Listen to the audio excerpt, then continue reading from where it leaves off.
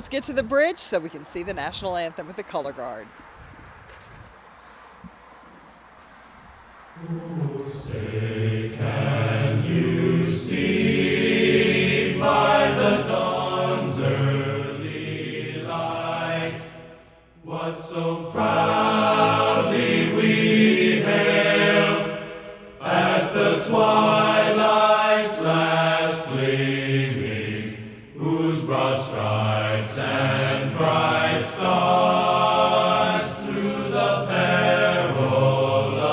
fight o'er the ramparts we watched were so gallantly streaming, and the rocket's red glare, the bombs bursting in air, gave proof through the night that our flag was still there.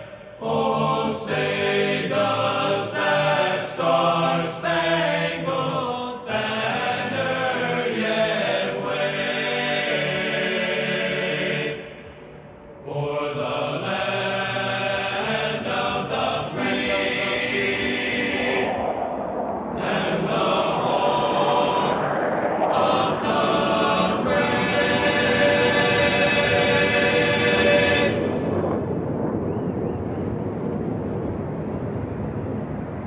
Come on now, if that doesn't get you excited, I don't know what does. That's The a good hair on my start. arms standing up. Oh my goodness. Yeah, now the air show is underway. The F-16 is our first act in the air show. And as you said, we'll get the demo later. So the demo really is trying to show off all the full capability of that aircraft. That's right, and what you just saw was a four-ship flyby and four-ship fingertip formation. Every fighter pilot's got to learn it. Every got to do it.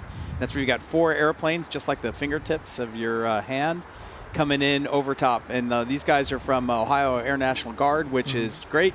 You know, it's a strong partnership between the active duty Air Force, the reserves, and the Guard to form America's air power. And today in Louisville, Kentucky, that is what we're going to bring to you. And you flew this airplane. There, we have some video of being in the cockpit. Explain to me what it is like being the pilot in command of this fighter jet. Well, the cool thing about it is there is a whole theory that says I don't strap into the airplane, I strap the airplane onto me. And so you want to be able to form one unit with the aircraft and do the mission. And so the F-16, it's a tight cockpit. You're really kind of jammed in there. The seat is reclined back a little bit. Everybody thinks it's to help you with the G's, but it's not. It's because they couldn't fit the seat in there any other way. Oh, so wow. you're reclined back a bit. It does help a little bit with the G's, but that's not why it's there. But the entire aircraft was designed for the pilot to be able to keep his hands or her hands on the throttle and stick and look outside, because it's one of the basics of flying and fighting is, you know, you want to keep your head outside of the cockpit. You lose sight, you lose the fight. So the F-16 was designed to help you be able to do that. And we're expecting to see them come back through. Here, actually, here they are. We're looking at them right now. The Stingers, led by Lieutenant Colonel Drew Hauber, a New Albany native and a UPS captain. How close are these guys flying? So these guys are flying 3-tip fingertip formation, so they're 3 feet away from each other.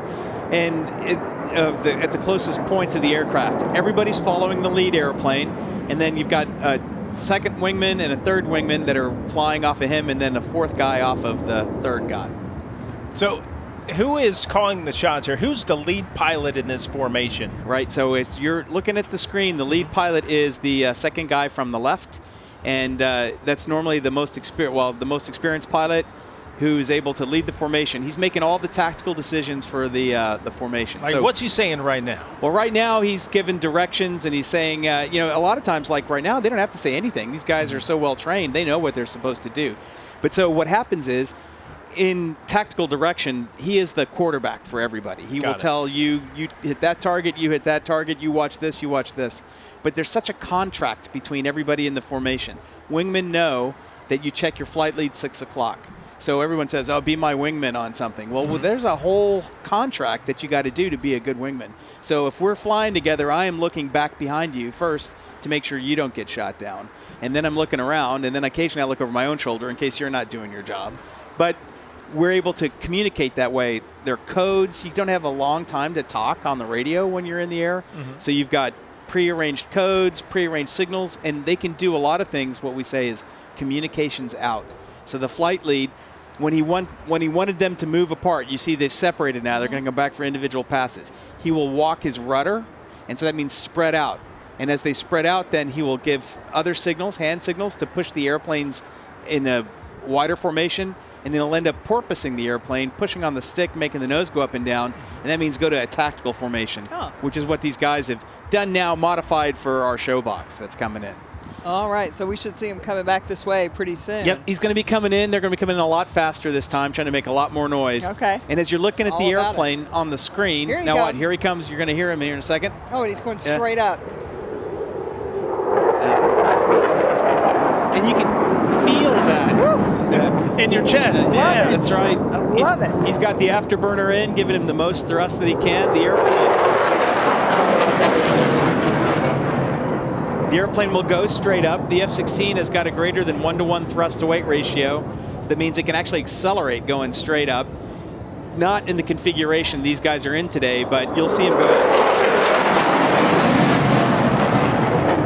And, you know, nothing says, hey, I'm here, more Like than an that. afterburning That's airplane, right? Yeah. They were saying, hey, Rob, how you doing, man? Yeah, no, they're rubbing it in because Right. somebody said, hey, are you flying today? I go, no, I'm sitting behind a desk.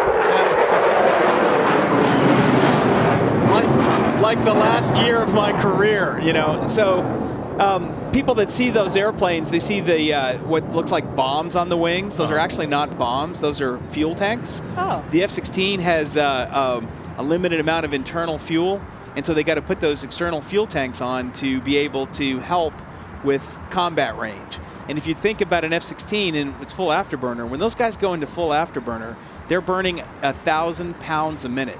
So in the fighter world, we measure fuel in pounds. The F-16 carries about 11,000 pounds.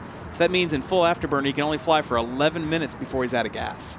Oh, wow. So that's another one of the things that the flight lead will do. Everybody's got to be responsible for their own fuel state. They let the flight lead know what's going on, but the flight lead is responsible for everybody. So if somebody runs out of gas, it's actually partially the flight lead's fault for not keeping track of that. So that's why they won't go into afterburner a lot, but they'll use it, and you have to plan that in a combat sortie. I'm going to be over the target for this amount of time, and I will need access to my afterburner for that amount of time. So that's how much gas I need to be over top of the target.